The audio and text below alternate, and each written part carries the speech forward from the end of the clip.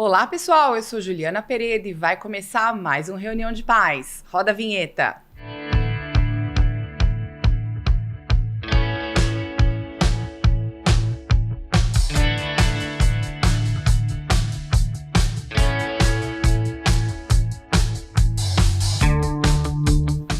Muito bom. Para a conversa de hoje, eu tô com a presença muitíssimo aguardada do nosso querido Padre Michel dos Santos, que é o padre do coração da paróquia Nossa Senhora do Socorro, a qual eu frequento, que com o seu carisma, trabalho, muita dedicação, transformou aquela paróquia Nossa Senhora do Socorro aqui em Mogi das Cruzes num templo vivo de beleza e fé. Muitíssimo obrigada, Padre Michel, pela sua presença, extremamente aguardada. É uma honra tê-lo aqui conosco, também na presença de Nossa Senhora do Socorro. Sua bênção. Deus abençoe, Juliana, que alegria também poder estar aqui, partilhando um pouco da nossa vida, partilhando da vida da paróquia, partilhando desse tempo tão especial que estamos vivendo de preparação para a festa de Nossa Senhora do Socorro. Muito obrigado pelo convite. Eu que agradeço. Olha, a gente vai falar muito sobre a Senhora do Socorro, sobre a paróquia, mas antes, já que a gente está no podcast da família, muita gente deve ter curiosidade, quando a gente traz padre aqui, a gente gosta de ouvir um pouquinho a história de cada um, né? Como é que foi a infância dessa pessoa que está aqui com a gente e como é que foi essa caminhada que levou à vocação. Então, conta pra gente, Padre Michel, como é que foi essa sua infância e o que te levou à vida sacerdotal? Então, todo padre nasce a sua vocação dentro de uma família, né?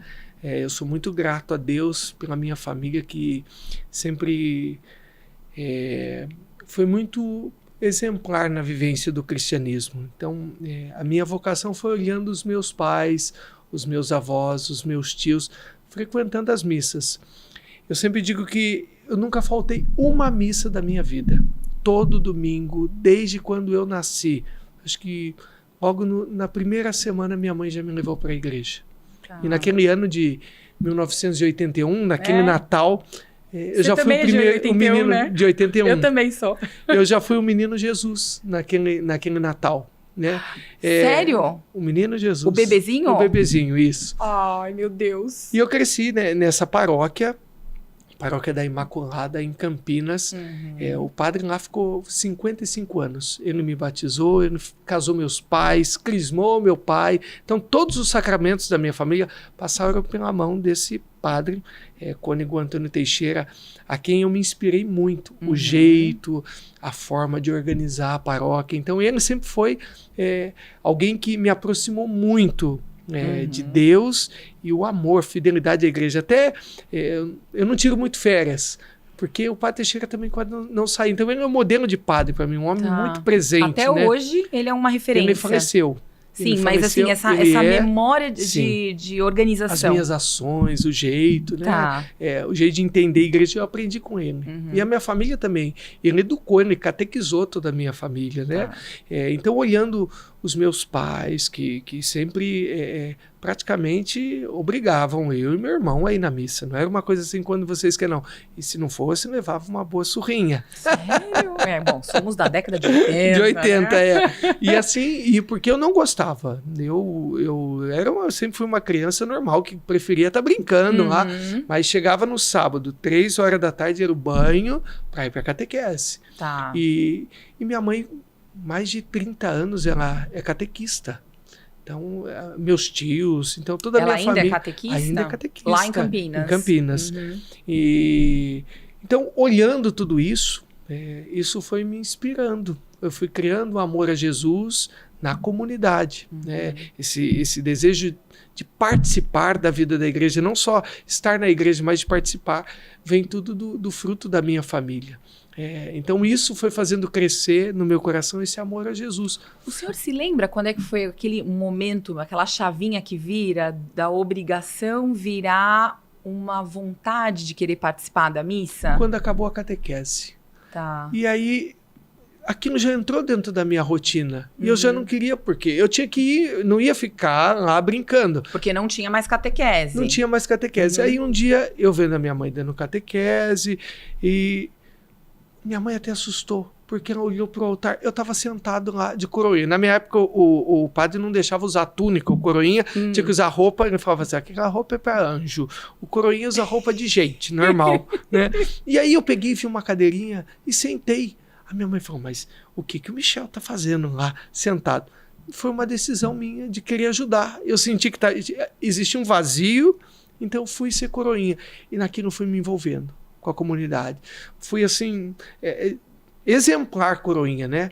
A gente chegava antes, eu abria a igreja, arrumava os paramentos do padre. Isso foi entrando no meu coração. Até que meus primos, todo mundo já estava no altar. Eu fui encantando outras pessoas. Arrastei todo mundo. Então foi a partir daí, porque eu nem pensava em ser padre. Eu queria ser um motorista de ônibus. Desde pequeno, eu era apaixonado por ônibus. Porque eu ia para a escola, estudei na Fundação Bradesco, todo o meu tempo. E eu ia de ônibus escolar. Então aquilo me encantava, o ônibus, né? E aí, meu irmão queria ser padre. E ele primeiro queria ser padre. Seu irmão mais velho ou mais novo? Mais novo, 2 anos mais novo. Mas aí eu fui me encantando pelas coisas do altar, pelas coisas da igreja. Depois fui ser secretário do padre. Então, a minha vida toda, da infância, adolescência, eu passei na igreja. E aí, com 19 anos, eu entrei no seminário, no ano de 2001. Então, eu deixei a secretaria da paróquia e fui para o seminário. Então essa foi toda a minha vida. Então foi meio que um caminho natural. Natural. Né? Não obrigado, não obrigado, mas o testemunho da minha família, né, do padre, do pároco da paróquia, que me inspirou. Você vê como a nossa família, ela tem uma influência enorme na nossa vida, né? E assim, as nossas ações como pais e mães, assim, realmente, a família é a igreja doméstica por princípio. E o padre, no dia da minha despedida, ele falou o seguinte: aqui sempre vai ser a sua paróquia. A mesma coragem que você está tendo de ir, você tenha de voltar. Né? Então isso deu uma liberdade, porque o seminário não é uma fábrica de fazer padre. Você vai para fazer um discernimento. Né?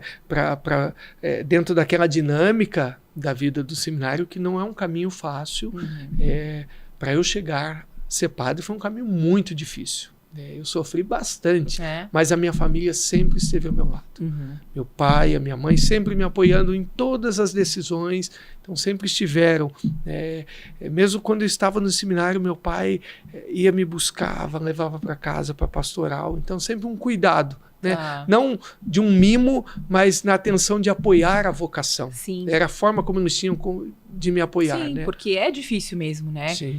Quais foram as maiores dificuldades, assim, que o senhor lembra durante o seminário? Eu entrei e a minha cabeça, assim, eu vou ser padre. Né? Eu sinto o chamado de Deus e eu vou lutar. Né?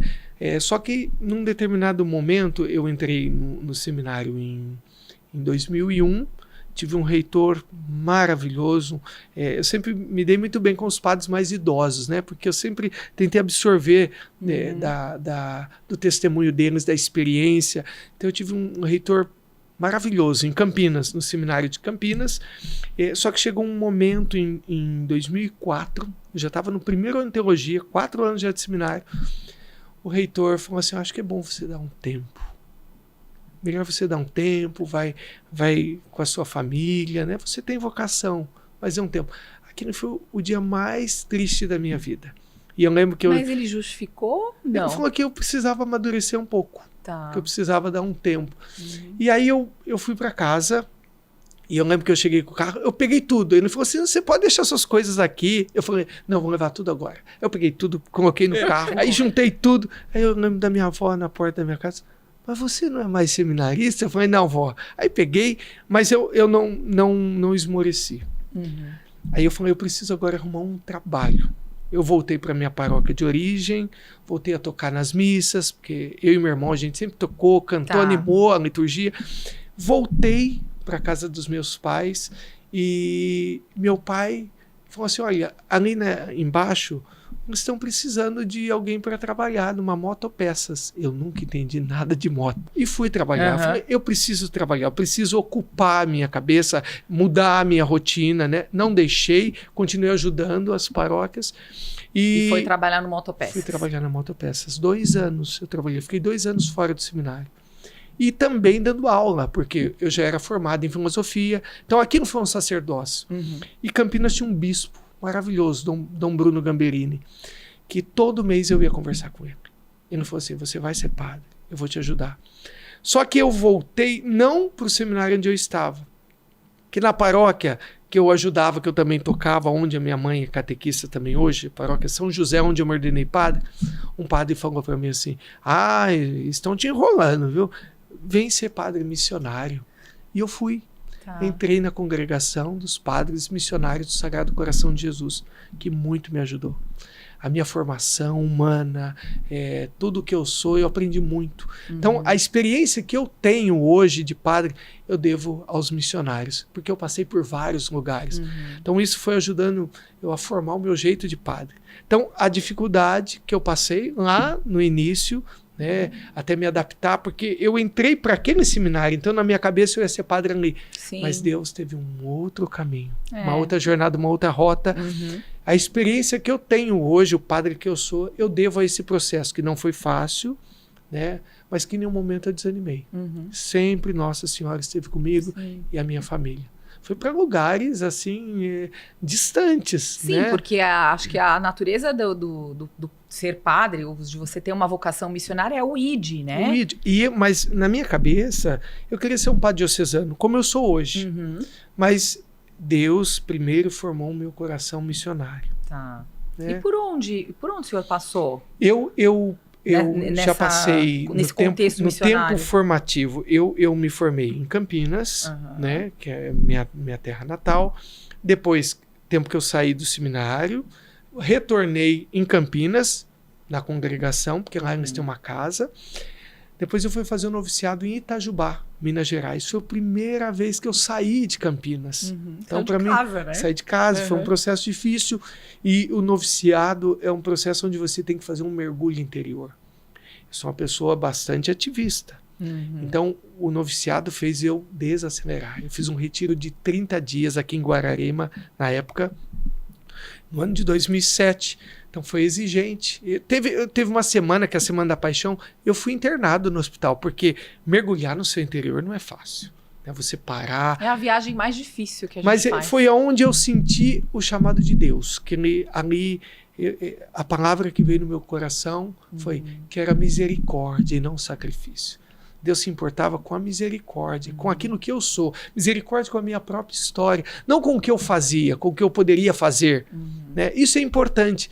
Mas eu não posso ser um padre só tarefeiro. Eu precisava desse mergulho interior. Então foi onde eu tive contato com a minha história. E não foi fácil, porque eu também tinha meus momentos de revolta. Sim. Eu não queria... Então, eu queria ser padre, mas Deus falou, antes de ser padre daquele jeito que estava planejado. Que estava já na minha cabeça. Mas Deus falou, antes de você ser padre, você tem que ser um bom Michel. Hoje não tem como eu separar o padre do Michel.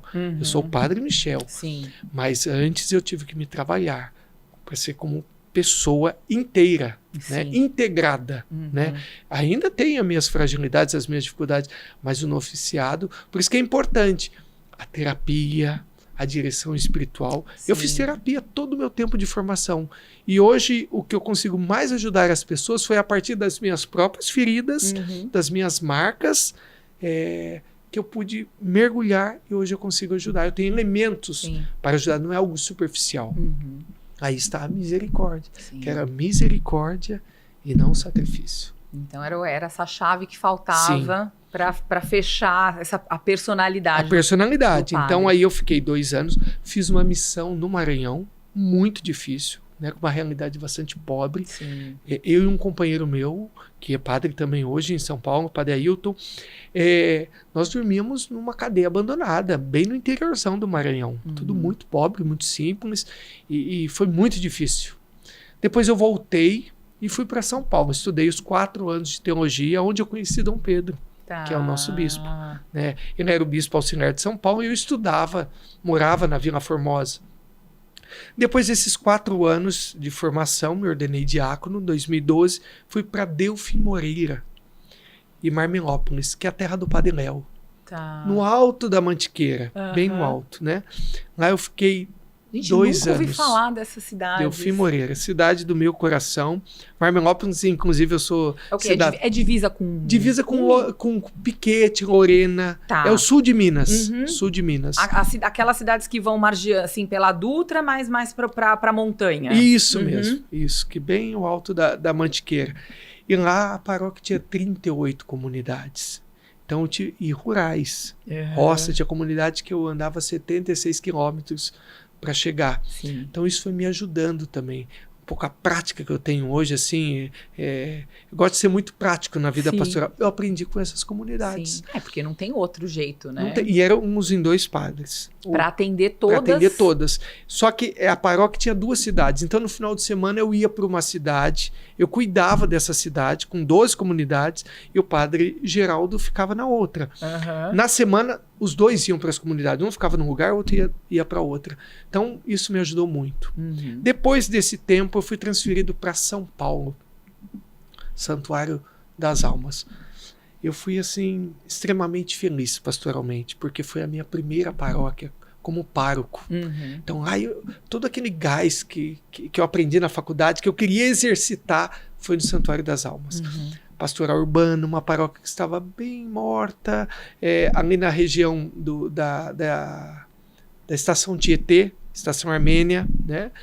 Conheço, passei muito por lá na época da faculdade. E o Santuário das Almas Ele fica ali perto, assim, ó. O metrô passa em. Passa quase o meu Do quarto, lado. assim, eu tinha que fechar, senão a pessoa entrava dentro do quarto. Sim, O metrô faz uma curva ali. Faz uma curva, porque Uhum. na época queriam destruir aquela igreja para construir um metrô. Então a comunidade se mobilizou e teve que fazer uma curva para não destruir aquela igreja. Uhum. E ali tinha muitas missas de segunda-feira, atendimento. É uma paróquia quase no estilo da nossa, Tá. né, de pastoral urbana. Sim, de pessoas que passam por ali. Uhum. Então, só que o meu período ali foi curto, né? Fiquei 2 anos e aí eu fui transferido para Bauru como vigário. De pároco, eu fui a vigário. E ali também foi difícil, porque eu estava acostumado a fazer. Uhum. Eu tive que desacelerar novamente. Mas Bauru foi uma cidade maravilhosa. O povo encantador. Então eu falei assim, olha, já que eu não posso fazer, porque eu tinha que respeitar o pároco, Sim. que já estava lá. Olha quantas lições, hein, Quantas Padre lições. Michel? Eu falei assim, eu vou cuidar das pessoas. E aí eu senti que isso era, de fato, a minha vocação, cuidar das pessoas. E como eu fui feliz. Como eu me senti amado naquela paróquia. Santuário Nossa Senhora Aparecida, também no centro, muitas missas. Mas foi um tempo muito feliz. Mas eu não estava, Juliana, pleno na congregação, mesmo com a vida missionária. Porque eu queria uma vida mais estável, sabe? Eu queria também fazer. Eu queria mostrar que eu podia mais para uma comunidade. E foi aonde eu fui discernindo com o meu provincial e até com um padre que me ajudou nesse discernimento na congregação, que foi o que me ajudou a entrar. Que foi falando assim, olha, estão te enrolando lá, você vem para nós, vem ser missionário. E eu fui. Só que eu senti que a minha vocação era de padre diocesano. Mais que o padre diocesano é um missionário, mas não essa missão de sair, isso me dava uma certa instabilidade interior. Uma angústia, Uma talvez, angústia. de não conseguir ver as coisas. Eu não conseguia, sabe? O problema não eram eles. Eu não estava me encaixando. Aí num diálogo, o provincial falou assim, você conhece algum bispo? Porque você precisa de um bispo que te acolha. Sim. Eu falei assim, olha, eu conheço Dom Pedro, que foi o que me ordenou padre. E vim falar com Dom Pedro. E Dom Pedro, no primeiro momento, falou assim, mas não se muda de uma hora para outra assim, porque você não pensou antes, foi firme? Mas todo caso, venha conversar. E eu fui. E Dom Pedro falou na conversa, mas o que você quer fazer aqui em Mogi das Cruzes? Porque você é de Campinas, você está em Bauru, aqui é periferia, é uma diocese desafiante. Falou assim, eu quero trabalhar. Eu falei assim, então aqui tem lugar, tem espaço.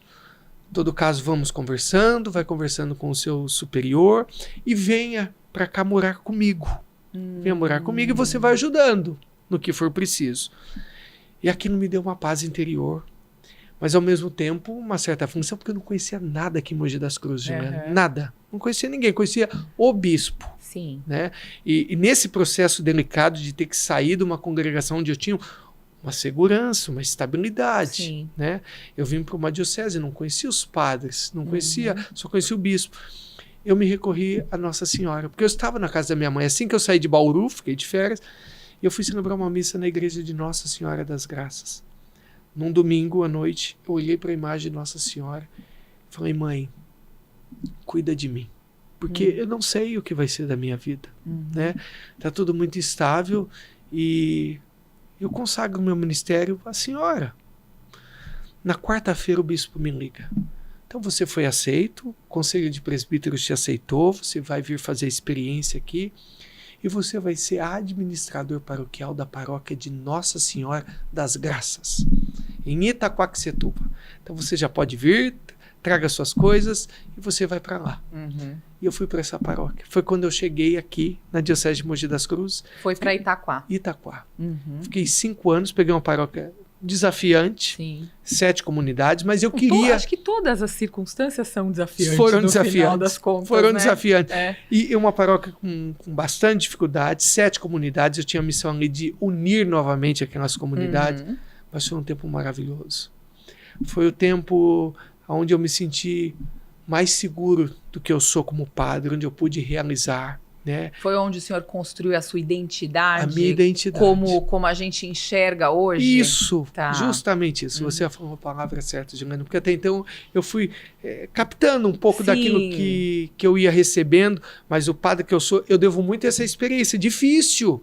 Desde quando eu saí do seminário, mas também depois me senti acolhido e amado por Deus, que não me abandonou, me deu uma congregação do coração de Jesus, da misericórdia.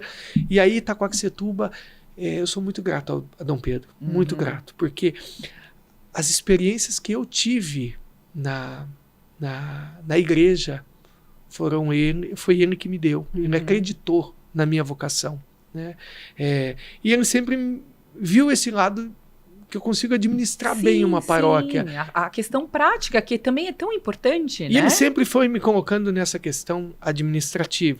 Estando em Itaquá, ele me colocou para administrar a faculdade aqui da Diocese, Faculdade Paulo VI. Sim. Então eu fui o administrador, me colocou no Conselho Econômico da Diocese, me levou para a CNBB. Então lá eu fui secretário administrativo e depois secretário executivo do Regional Sul, onde eu tive a oportunidade de ir para Roma. Ele me levou até Roma, na visita de Límina, como secretário da visita. Então eu tive a oportunidade de estar com o Papa, todos aqueles discastérios em Roma. Então, Dom Pedro sempre... Foi a primeira vez que Primeira o senhor foi vez, pra Roma? eu nunca imaginei ir para Roma. Sou muito apegado à paróquia, ao trabalho, né? Sim. Então foi onde eu tive que... Foi numa festa de 2022, então eu terminei a festa e fui para Roma, passei 15 dias lá com os bispos. Então uma experiência, Juliana, que eu nunca ia ter na minha vida, não só de ir em Roma e visitar, mas eu acompanhei todo aquele processo da visita, os discursos dos bispos. Então isso enriqueceu muito a minha vida. Eu acho que estar lá, né, assim, é muito especial, né? Sim. E vir aqui para o Socorro. Sim. Né? E aí então, foi esse contexto que te trouxe, que te tirou de Nossa Senhora das Graças e te trouxe para Nossa Senhora do Socorro. Quando eu terminei uma grande obra lá em Itaquaquecetuba, eu falei assim, agora eu vou descansar um pouco aqui, tá tudo pronto. O bispo falou assim, acabei a obra, acabou, vamos usufruir. Desfrutar, né? Claro, estava um pouco desgastado já também por conta da pandemia. Eu fiquei aqui uns 2 anos. Sim. Administrar uma paróquia na pandemia. Foi 20... Eu cheguei lá em 18. Tá. E ficou lá até 22. Mas o bispo chegou e falou assim, você é o padre que eu quero para o Socorro. Mas o padre Dioclésio pode ser que ele saia como não. Eu falei assim, mas o padre Dioclésio, eu posso ficar com ele? Falei pro bispo. Aí o bispo falou assim, então você passou na frente de todo mundo. Porque você aceitou a paróquia com os desafios e aceitou ficar com o padre. Mas vamos conversando. E foi 3 meses. E aí o padre Dioclésio falou assim, não, eu quero sair. Meu tempo já deu. Eu já dei a minha contribuição. Eu não fico mais nem um dia de 2022, ele falou. E aí tinha a possibilidade do padre Dioclésio ir para o meu lugar, em Itaquaquecetuba. Porém, tem a questão de médico... Para ele a estabilidade, ter uma certa idade. Tem toda uma questão prática Mogi da vida seria do padre, melhor. né? Mogi seria melhor para ele. Aí o padre Luciano, que está em Itaquá, se interessou de ir para o meu lugar e o Padre Dioclésio foi para o Mogi Moderno. Alinhou aí. Alinhou. Então aí eu vim para cá com esse objetivo de repaginar a paróquia na vida pastoral. Olha, e quem tá na Paróquia do Socorro, assim, acompanha a história, né? Percebe claramente as mudanças, né? A gente mesmo antes de começar essa nossa conversa gravada, estava falando que, assim, eu moro em Mogi há 20 anos e frequento a igreja, várias igrejas, né? Aquela coisa de estar em vários lugares. E eu me lembro de não ter receio mesmo de entrar na Paróquia do Socorro por ela ser escura. A gente não se sentia abraçado ali, né? E depois que o senhor chegou, parece que acendeu a luz, né? Assim, literalmente, a casa estava apagada e alguém foi lá e acendeu a luz. É assim que a gente se sente. E eu tenho certeza que todo mundo que frequenta a paróquia se sente assim, né? Sim. Abraçado, acolhido, que é como a gente deve sentir em qualquer igreja que a gente entra, né? Então, eu quando cheguei no Socorro, eu senti tudo isso também. Uma igreja triste, a praça também estava largada, Sim, abandonada. o entorno todo. Uhum. Então foi um trabalho de perseverança, né? De você estar ali. Então eu estou nesses 3 anos intensamente na paróquia. Foi um trabalho de reconquistar o coração das pessoas. Sim. E também de dar um novo rosto para aquele espaço. Resgatando a história, porque tudo que foi feito foi a partir de fotos antigas, não foi só da minha percepção. Eu agradeço a Deus porque eu tenho muita facilidade, viu, Juliana? Assim, eu entro no espaço, eu já consigo identificar a cor, tal, ali. É bem visual, né? Sim, e o Socorro, um dia eu vim celebrar um cerco de Jericó e eu olhei para Nossa Senhora, eu até falei para ela, falei assim, nossa, essa é uma paróquia que se um dia me mandarem, eu venho, né? E eu falei isso com Nossa Senhora, e não é que ela me trouxe até Mogi das Cruzes.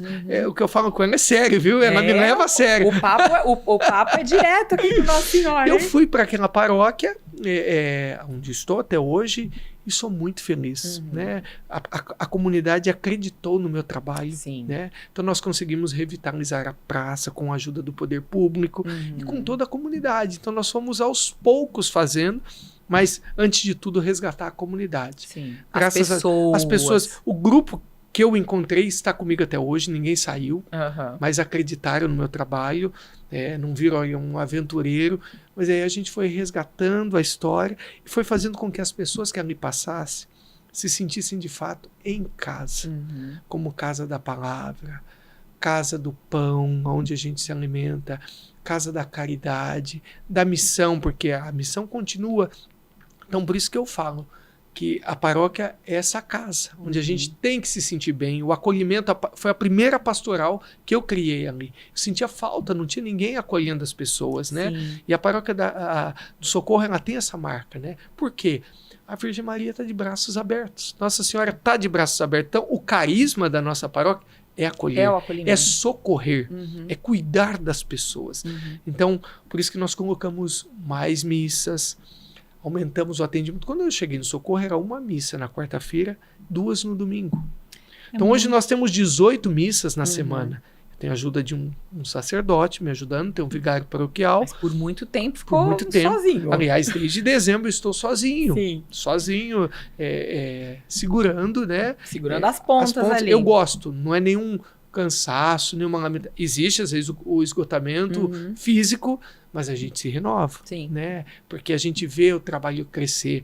Então, eu agradeço muito a comunidade que acreditou no meu trabalho e ao bispo, né? Que falou assim, você tem que movimentar tudo isso aqui. Então, eu entendi a dinâmica daquela paróquia de uma pastoral urbana. Sim. Né? São realidades. Então, eu já passei por comunidades rurais, periferia, o Santuário das Almas, o entorno ali é um cortiço. Né? Muito pastoral difícil. Urbana, mas difícil. Bauru já é o centro, mas também perto de uma rodoviária. Então eu passei por diversas realidades. Vim de Campinas, uma realidade urbana também. Então isso me ajudou nesse processo de entender a dinâmica da localização de onde está o Socorro. Então isso ajudou, favoreceu. Eu tenho a sensação de que o Socorro é uma paróquia de trânsito, mas também tem espaço para a comunidade. Muito. Né? Nós formamos uma comunidade. Ela consegue fazer as duas coisas. As duas coisas. Atender atender quem passa, mas Isso. também foi formada uma comunidade. Exato, e muito forte, né? As pastorais funcionam. Sim. Nós temos muitas pastorais e pastorais numerosas. Ministro da Eucaristia quase 100, acolhida quase 70. Sim.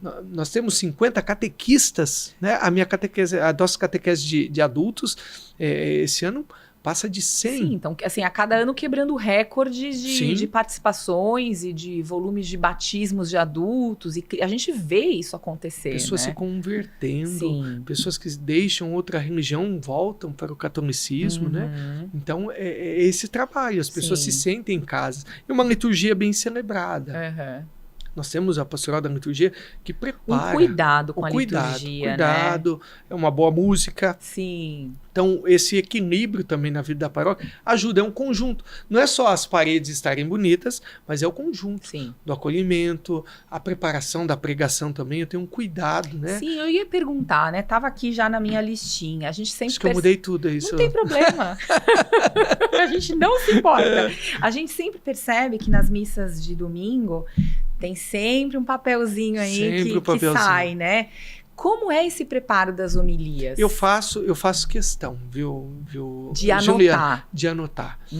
Porque as pessoas têm que ver também que o padre tem esse cuidado com elas, que vão ali para receber a palavra. Sim. E a primeira homilia é para o padre. Responsabilidade, uma né, responsabilidade, padre? Uma responsabilidade. A primeira homilia é para o padre, é para mim. Então, é fruto de uma oração, fruto de Lexio Divina, né? O que a palavra toca ao meu coração, que eu vou poder também ajudar os meus irmãos. Sim. Eu sou um na comunidade, sou sacerdote, tenho essa missão de conduzir, mas eu estou na comunidade. Sim.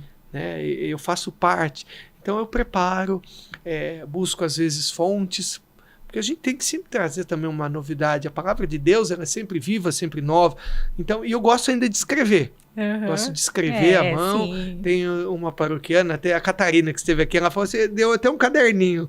Quando eu tá acabando, eu falo, tá acabando meu caderninho, Catarina. Aí ela dá o caderninho. E eu gosto, né? Sim. Então, esse cuidado para que a gente possa também dar o melhor da gente para a comunidade. Senão a gente vai ficando ativista, como já estávamos falando, né? Sim. A gente não pode ser um funcionário do sagrado, fazer por fazer. Sim. A gente tem que... O padre tem que se confessar também. O padre tem que viver o sacramento. A gente esquece um pouco isso, né? Assim, quem é cristão, católico, às vezes olha para o padre e acha que o padre não tem nenhum problema, não é... Não, acho que também se colocar nessa condição de... Não é uma máquina, né?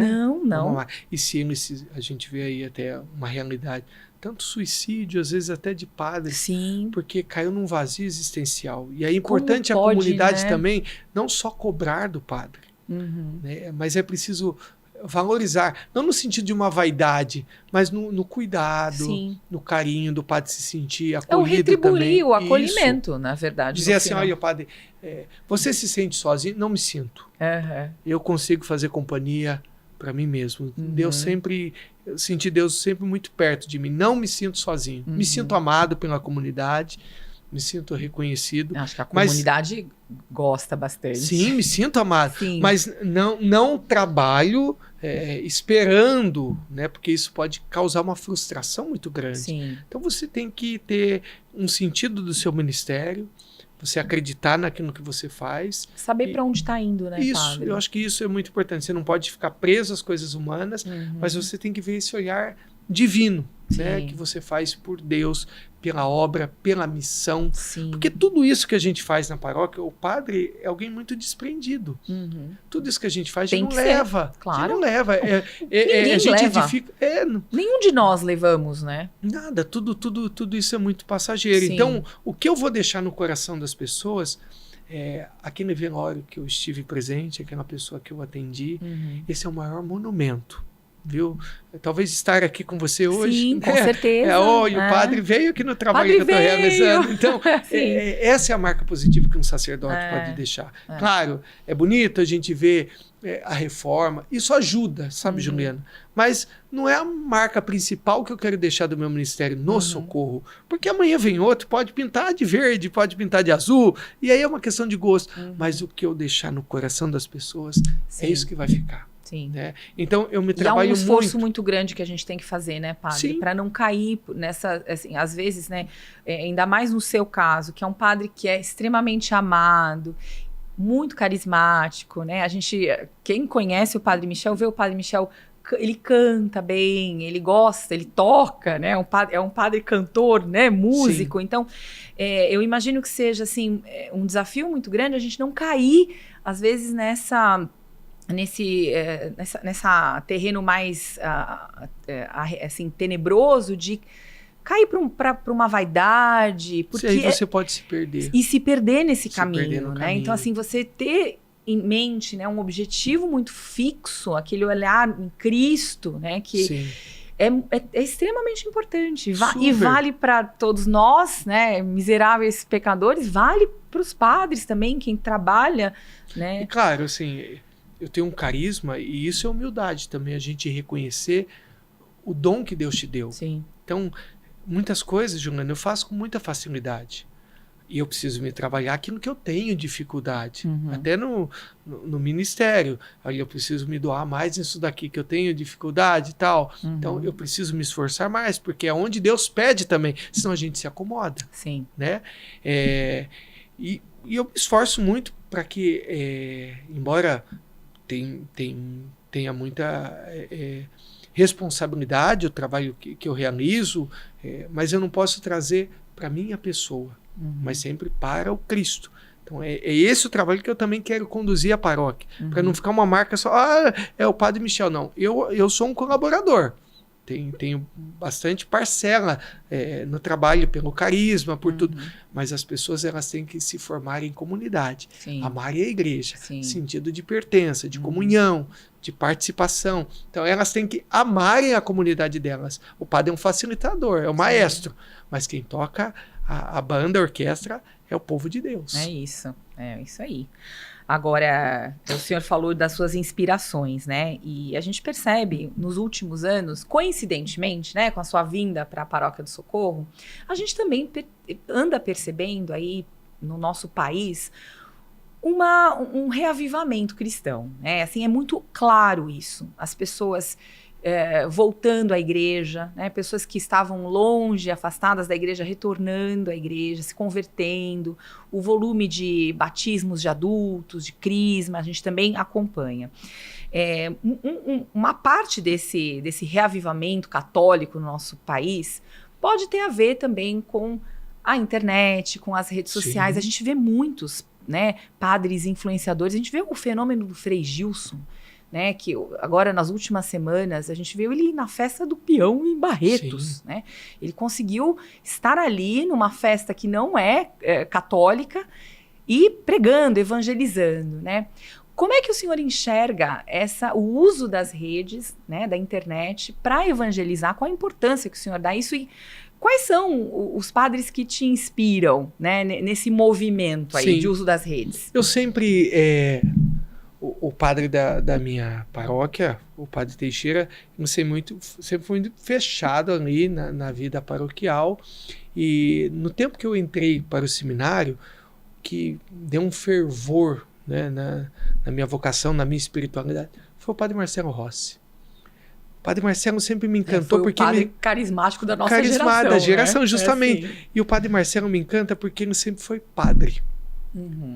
Seja em qualquer programa, e ele continua do mesmo jeito, no sentido assim, do trabalho dele, da missão, e soube utilizar os meios, a televisão. Então, eu acho que foi uma porta, né? Naquele momento, resgatou muita gente que estava perdida. Acho que a igreja naquela época estava muito social, só para o lado social, que é importante, mas se esvaziou da parte da espiritualidade. Então, o padre Marcelo conseguiu resgatar isso.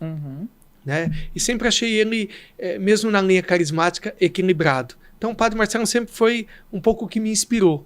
Mas hoje a gente olha, o Frei Gilson de fato é um fenômeno, né? Porque sabe também comunicar. Então tem que saber também comunicar. Tem que saber levar a palavra com seriedade também. Eu sempre digo para a nossa PASCOM, evangelizar. e não se preocupar em viralizar. Sim, Porque ganhar senão, likes. senão a gente também pode se tornar, o sacerdote pode ir para um lado meio ridículo. Sim. Que são coisas que eu já não gosto. A gente vê uns padres fazendo uns memes. Eu já não... Não combina com o seu perfil. Não, eu não. Eu acho que a gente tem que ter um pouco de cuidado com isso. Tá. Para que a gente não banalize também a evangelização, né? Uhum. Não precisa subir lá na torre, tal. Ou Gente, capotar. não, eu acho que isso é um pouco exagerado, né? É engraçado. Mas não é a vocação primeira do sacerdote, Sim, né? Senão a sim. gente vai... se você está num grupo de jovens, a linguagem que você está conversando, mas eu acho que não precisa disso. Sim. Eu acho que a gente não vê o Frei Gilson fazendo isso. Não. Né? Porque as pessoas sabem também selecionar. Sim. Né? Porque a viralização passa. Uhum. O evangelho permanece. O evangelho está até hoje, né? Sim. Então acho que a gente tem que ter esse cuidado. Pode ser que não... E eu tenho certeza que quando eu era mais novo também eu fazia algumas loucuras. Mas com o tempo a gente vai amadurecendo Sim. também. E a gente vai vendo o que fica Uhum. da evangelização, né? Então eu me preocupo muito para que a gente tenha esse cuidado de não banalizar. Sim. Né? Mas tem algum padre, tirando padre Marcelo Rossi, lá atrás, que te inspirou, Frei Gilson, que, enfim, é admirável quanto o volume de pessoas que ele arrasta para Quaresma, né? Agora acontecendo Quaresma de São Miguel. Tem muitos, né, Juliana? O padre Reginaldo Manzotti, tem tantos que fazem, né? Mas estão aí, exercendo o ministério dele, né? Tentando da melhor forma levar o evangelho. São pessoas sérias, né? E a própria igreja, CNBB, ela impulsiona os padres a usarem com responsabilidade, né? A gente também não pode ser um personagem de Instagram. Claro. O padre tem que de fato assumir a sua comunidade, o seu ministério e utilizar bem. Né? Falava esses dias também com a Pascom, o centro até da página da paróquia não sou só eu, o padre, mas é a comunidade também, são as ações, né? E a gente acompanha, né, no perfil da paróquia também um envolvimento maior das pastorais, né? Mais recentemente com os jovens, agora Padre Gustavo, que, né, que faz parte da vida paroquial também começando a aparecer. Sim. Então é importante, né? A gente tem que pegar o que a gente tem de fato de bom, que a gente pode contribuir na evangelização. Sim. Porque a missão da paróquia, ela é evangelizar, é evangelização. Essa é a nossa missão, utilizando todos os meios, né? Não tirar o foco do objetivo. Do objetivo, evangelizar. Sem desviar. Não retroceder. É isso mesmo. Muito bem, então agora vamos falar dos 170 anos da Paróquia Nossa Senhora do Socorro, né? Com a ajuda, e agora deixando aqui um agradecimento muito especial à dona Lenita Klein, que é uma grande guardiã, né? Padre Michel brinca que ela é o vigário, né? Nossa reverenda. A nossa reverenda da Paróquia do Socorro, ela é a guardiã da história da paróquia. E com a ajuda dela, a gente preparou um vídeo que conta um pouco essa história, né, dos 170 anos, que vai lá para 1858. Então, a produção vai colocar na tela um vídeo que mostra essas imagens aí, um pouquinho da história da paróquia. Produção, vamos assistir o vídeo. Esse é o Frei Timóteo. Esse é o Frei Timóteo, o grande responsável pela construção. Pela construção, né? Holandês, Sim. Carmelita. Sim. Olha só, que homem visionário, né? Tamanho de igreja. Pois é. Gostava de obra também, de obra, Frei Timóteo, né? Que lá na década de 50 construiu a paróquia, o largo. Essa é a segunda igreja da década de 50. Sim. A igreja em 2002, agora a igreja mais recentemente. Essa ainda é de 2002. Sim. Eu cheguei e estava nessa cor. Nessa cor. E olhando as fotos, eu voltei para a cor original dela, né? Sim. E fez as obras, né? Sim. As obras anexas à paróquia, o todo telhado. O entorno, né? Aí, dona Lenita. Olha só. Novinha até hoje, hein? Catequese. Com a imagem que ela gosta de Nossa Senhora do Socorro. E o Padre Michel. Sim, no início do vídeo, esse é o início do vídeo, que mostra essa a imagem trazida pelos bandeirantes. Essa imagem é de 1611. E essa é a capela antiga lá, Capela de 1858. antiga, primeira capelinha. Olha só. É curioso a gente olhar as fotos Sim. antigas, né? Olha só, Olha lá, a igreja nasceu com as festas, né? Olha lá as festas rolando. O Largo do Socorro. Como é repleto. bonito, né? Você vê que a Igreja Católica, ela congrega as pessoas desde sempre, né? Sim. Desde sempre. A gente teve lá o início na Igreja Primitiva, mas todas as cidades, quando a gente vê, as cidades foram construídas sempre em volta Em da torno igreja. da igreja. Né? Porque foi a missão do Cristo, formar comunidade. Sim. Começou com os apóstolos, uma pequena comunidade, pois desde o cenáculo, ali, o derramamento do Espírito Santo, a igreja, por isso que ela é apostólica, Sim. é formar igreja, formar comunidade, igreja doméstica, a família, aí aquilo que a gente vive na comunidade de fé, a gente vive na nossa família, Exatamente, na igreja doméstica. Então, essa é a missão da igreja, né? E é tão bonito, né? Eu acho que eu já mencionei isso pro padre Michel, que às vezes o padre Michel fala, não te vi na missa no último domingo, né? E, enfim, aí às vezes a gente não está na cidade naquele domingo, mas como é lindo ser católico, da gente poder, não importa onde a gente está, a gente tem a missa. E né? está unido no mesmo altar. Está unido no mesmo altar, com a mesma palavra, né? Então todo mundo ouve a mesma primeira leitura, o mesmo Sim. salmo. Por isso que é católica, ela é universal. Isso mesmo. E essa é uma beleza, e é um sentimento tão bom que a gente tem no nosso coração. De pertença. Eu pertenço a uma família, a uma igreja, a uma comunidade de fé. Que eu estou em casa, né? Sim. Quando você entra na igreja.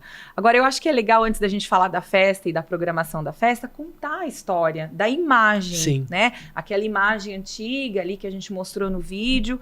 O Padre Michel gosta de contar essa história. Como é que é essa Sim. história aí? Porque é uma imagem bem diferente Sim. de Nossa Senhora, Eu né? também não conhecia a devoção de Nossa Senhora do Socorro. Uhum. Essa é a única paróquia no Brasil com esse título de Nossa Senhora do Socorro. A gente tem Perpétuo. Perpétuo Socorro, que é uma devoção que nasceu depois, Sim. que é um ícone, é um quadro. Mas Nossa Senhora do Socorro, ela nasceu na Itália. Tá. Quem propagou essa devoção são os padres agostinianos, os padres de Santo Agostinho. Inclusive o Papa atual é agostiniano. Sim. Então, uma devoção que nasceu com eles. O Papa Leão conhece Nossa Senhora do Socorro, né? Eles que divulgaram. E a primeira imagem de Nossa Senhora do Socorro, a italiana, Nossa Senhora está com uma espada na mão. Sabe aquela que a gente conhece como Nossa Senhora da Defesa? Nossa Senhora está defendendo. É Nossa Senhora do Socorro. Tá. Só que a que chegou para nós aqui no Brasil veio pelos portugueses. Então, por isso que ela tem um jeito de camponesa e tem uma mãe aqui embaixo. Às vezes as pessoas pensam, parece que é duas Nossa Senhora. Não, é uma mãe, uma camponesa que está amamentando e num momento de aflição, ela sem paciência, é isso que conta a lenda, a história, sem paciência. Aquela mãe em depressão pós-parto, né? Depressão pós-parto. Ela quer como que abortar essa criança. Ela quer tirar essa criança, ela fala assim, olha, que o demônio carregue, porque eu não aguento mais o seu choro. E naquele momento ela vê o demônio vindo buscar a criança, tirar dos braços dela. E ela, desesperada, ela grita o socorro da Virgem Maria. Me socorre, mãe, Nossa Senhora, me socorre. E Maria, com seus braços abertos, vem e socorre essa mãe, tirando a criança das mãos do demônio, das garras do demônio. Então essa é a imagem, né? Essa é a imagem mais antiga, de 1611, que está na entrada da igreja, uma imagem de terracota. E hoje ela ainda permanece na igreja e nós temos a imagem lá que está no altar também, Maria. A imagem mais atual. Socorro. Mais atual, que é uma réplica. Muito Nossa Senhora das Graças. Isso. Essa é uma réplica da que está na ponta da igreja. Tá. Então essa daqui é a mais antiga, que está com o bracinho aberto, mas é a mesma. A teologia está e Maria acolhendo. Sim, Maria sempre ali, né? De braços abertos. De braços abertos. É muito linda a história. Então, o que não pode faltar é a mãezinha que está amamentando e Maria socorrendo. E Maria socorrendo. E essa mãezinha somos todos nós, no final das contas, verdade. Né?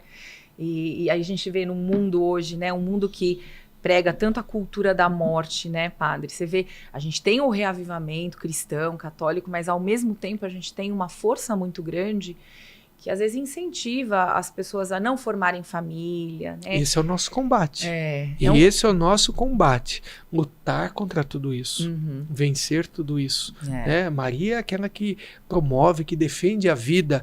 Então, nesses 170 anos, e junto com o jubileu da igreja, somos peregrinos de esperança, não da Sim. morte, não da violência. Então, esse é o desejo. Celebrar 170 anos é celebrar a vida de uma comunidade. De Maria que defende, Maria que está conosco, que nos ajuda a lutar contra tudo isso. Sim, sim. Muito bem, então agora falando da festa em si, estamos já na festa de Nossa Senhora do Socorro.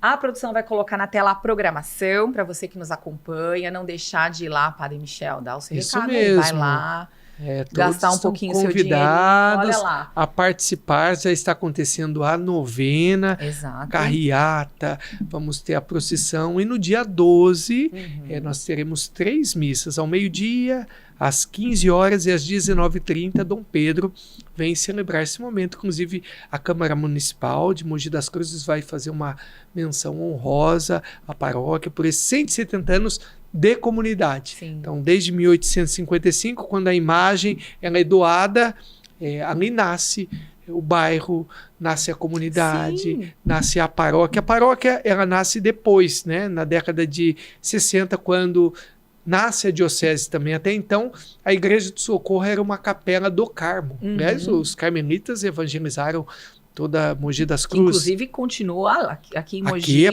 presença, atuante, ativo. Nós somos muito gratos a toda a evangelização, todas as sementes lançadas ali, Sim. né? E esse olhar, né, evangelizador, missionário dos carmelitas. Não, Mogi tem uma veia muito forte, né, cristã, não só os carmelitas, mas também com a devoção ao Divino Espírito Sim, Santo. a tradição é muito forte. Sim. Foi esse o cuidado que eu tive quando cheguei aqui no Socorro, de olhar as fotos, toda a restauração, de ver, entender, tirar as sandálias para que você possa entrar numa comunidade que já tem história, tem vida. O padre, Sim. quando chega, não coloca uma faixa sob nova direção, Não. mas ele vai entendendo, vai repaginando com cuidado, dando o tom daquele momento, mas respeitando uma história. Sim. O próprio ícone, né, que foi que era um afresco que Sim. ficava assim, está lá, né, agora fazendo parte No do presbitério. presbitério, que é também bem característico, né? De Marca uma a igreja identidade. mariana, uma igreja Sim. mariana. Quando você chega ali, você sabe, olha, aqui é uma igreja É mariana. uma igreja de Maria. Muito bom. Padre, antes da gente partir para a nossa chamada oral, eu queria saber como é que o padre faz diante de tantas obras, tantos movimentos, né, para fazer a reforma, deixar a igreja bonita para todo mundo ver. Que momento que o padre abastece, recarrega as suas baterias aí de vida interior, de vida de oração? Dá dica aí pra gente. Então, primeiro você tem que ter um equilíbrio, uma vida de disciplina, mas também de organização, né? A vida espiritual é um exercício. Não é todo dia que você quer rezar, mas você precisa. Sim. Não é todo dia que você quer jantar ou tomar banho, tem dia que você está com preguiça, mas você tem que fazer. Sim. Faz parte da sua rotina. Então você tem que ver a sua vida espiritual como um exercício também, que vai te trazer benefícios, né? Então eu tento encontrar espaços, né? Logo quando você acorda, a sua meditação, a sua oração pessoal, no decorrer do dia as atividades vão acontecendo, nem sempre você consegue parar. Então você tem que priorizar. Aquele momento é o momento que eu vou preparar o homilia, senão você vê, você não preparou, e aí a missa já está ali, o dia passa. Sim. Então você tem que ter momentos, horários, é isso que eu tenho, e tem me ajudado, encontrado e tem me ajudado. E a missa, né? A missa é o ponto alto do dia, onde a gente para, onde a gente respira, se alimenta da palavra. Então, tudo isso vai me ajudando nesse processo. E também o dia do descanso, né? Sim, é importante. Claro. O padre também precisa daquele dia, olha, é a sua folga para que você possa também desacelerar um pouco. O padre consegue visitar a família com frequência? Consigo, não tanto porque moram em Campinas, Sim. né? Mas regularmente estou em contato com a minha família, tento tirar um dia por semana para que eu possa ficar mais com folga, fazendo as coisas pessoais também, né? Sim. Então isso é importante. Sim, muito bem. Agora, então, vamos caminhar para a nossa chamada oral. Mas antes disso, esqueci, falar do futuro da paróquia, que todo mundo pergunta. E aí depois, né? Porque assim, cada vez que a gente vai na paróquia tem uma novidade, né? É o salão paroquial, que foi lindamente reformado. Agora o terreno ao lado, com estacionamento, que já está em utilização. E tá assim, do nada, ele aparece bonito, até com paisagismo, né? Quais são os próximos passos, Padre Michel, para a paróquia Nossa Senhora do Socorro? Então, a igreja é uma igreja antiga que precisa ser mantida, cuidada, né? Agora nós vamos reinaugurar o carrilhão, os sinos. Então, esse é o presente que nós queremos dar para Nossa Senhora. Até a questão do calçamento, várias coisas, né? Mas a minha preocupação sempre a missão da igreja, da comunidade, né? Isso a gente consegue fazer, o povo se motiva, vai chegar as vias sacras novas, né, para ajudar ali no espaço, o confessionário, nós não temos um espaço, um local adequado para atender confissão, então é importante, mandamos confeccionar um confessionário, então a igreja vai ter o confessionário. Então, são coisas que a gente vai aos poucos. Fizemos uma capela do Santíssimo digna, bonita, né? Então, aos poucos. Mas sempre a questão da missão é algo que move o meu coração. Visitar mais as famílias, os doentes, acompanhar. Então, essa disponibilidade não pode estar além de tudo isso que nós estamos fazendo. Além das coisas visíveis, né? Sem dúvida. Sim, Porque isso é diário, viu, Juliana? É diário. Se arruma aqui, quer uma torneira aqui e ali. A vida da gente mas assim. Eu não posso perder o foco da missão, da evangelização. Muito bom. Então tem todas essas coisas que é para ajudar a gente a servir melhor. Sim. Para ajudar a gente na evangelização. Senão eu me torno um síndico, né? Verdade. O padre vira um síndico, vira né? Um administrador de condomínio. De condomínio, né? Sim. E aí os leigos começam... Não, graças a Deus a paróquia do Socorro, eu não tenho fofocas. Os leigos são maduros, trabalhadores e disponíveis. Sim. Porque na quantidade de atividades eu preciso de muita gente. E são muita gente boa, generosa, que trabalha nessa paróquia. Então eu sou muito grato a Deus e Nossa Senhora, que tudo faz no Socorro. E o bispo, será que te mantém aí mais um tempinho? Então, o padre ele é nomeado por 6 anos. Então, até 2028, eu tenho essa estabilidade na paróquia, que pode ser renovado. O bispo pode chegar e falar, não, você está um bom trabalho, pode renovar por mais 6 anos, como também ele pode precisar do Padre Michel em outra comunidade. Né? Então, eu fiz um voto de obediência e estou à disposição da igreja, a serviço da igreja. Estou feliz? Quero sair no momento? Não quero. Mas eu também acho não que terminou ainda o não prazo. Terminou, né? Então, esse é o caminho. Até 2028, a minha provisão está para que eu continue trabalhando na Paróquia do Socorro. Também ajudo, sou secretário episcopal, presto esse serviço também à diocese, ajudar os padres nesse contato com o bispo, na agenda do bispo, nos trabalhos ali na cúria diocesana. Então, estou aí a serviço. É muito trabalho, hein, padre? Muito bem. Então, agora chegou a hora da chamada oral, que é o nosso momento papum, para a gente encerrar a nossa conversa. Roda a vinheta da chamada oral. Padre, é assim, eu que sou professora, eu gosto de fazer chamada oral. Então, a gente dá um início de uma frase, o padre termina de uma forma rápida, tá bom? O que vier no seu coração. A igreja é... Comunhão. Viver a palavra é... Salvação. Nossa Senhora é... Mãe querida. Cristo é... Nosso irmão. Uma nota alta vai para o quê? Para quem? Para a igreja. E uma nota baixa? Para a guerra. Uma lição de casa para quem nos acompanha nessa conversa. Aí, se quiser olhar para a câmera, fique à vontade. Buscar ao Senhor enquanto se pode achá-lo, né? Enquanto se pode encontrar a busca dos sacramentos. Como é importante a gente se aproximar, ter uma comunidade cristã, pertencer à igreja. Acessar os sacramentos, sem né? dúvida alguma. E por último, não podia faltar, estou no Socorro. Estou em casa. É isso mesmo. Muito bem, Padre Michel. Muito obrigada pela generosidade, né? Demorou um pouco, né? Mas, graças a Deus, esteve aqui com a gente. Vamos deixar registrada essa conversa para a gente conhecer um pouquinho mais, né, da sua história. Acho que todo mundo acaba tendo essa curiosidade mesmo. Isso mesmo.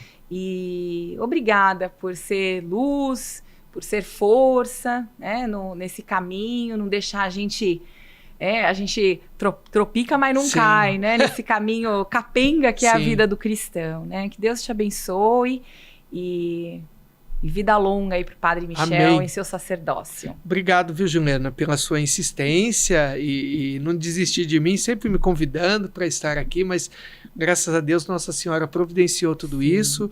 Obrigado pela sua presença na comunidade, testemunho com a sua família, seu marido, suas filhas estão sempre lá, isso é o que vale a pena, né? Sim. E quando o padre diz, eu não te via, porque de fato a gente sente falta. Sim. Eu conheço as ovelhas, eu sei quem vai, quem não vai, onde senta, então isso é muito importante para mim. Isso é tão bom pra gente saber, né? Que a gente é visto, sim, né? Que a gente é contado. E que Deus abençoe esse bom propósito seu, né? Aquilo que você aprendeu, aquilo que você testemunha na sua família, você também poder partilhar um pouco aqui, Exato. né?